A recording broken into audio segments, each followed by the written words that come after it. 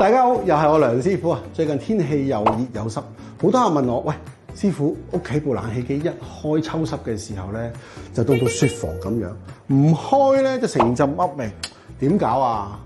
今日我就攞咗部全新嘅開利 HAC 變頻分體機喺台面，同大家直接解剖一下，睇下而家啲新嘅冷氣機點樣解決呢一個問題咧？呢部機最厲害嘅地方咧，就係佢有個好聰明嘅濕度感應器。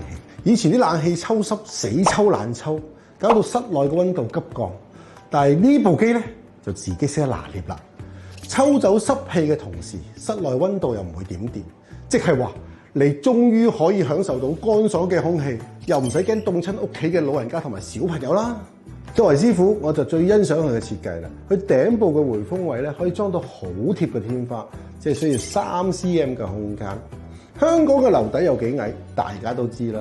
呢個設計咧令到裝修更加之靈活，唔使煩安裝擺位嘅問題嘅。仲有佢連遙控咧都升級做藍牙，唔使對到正一正先撳唔到，隔住埲牆都控制到啦，仲使騰嚟騰去咩？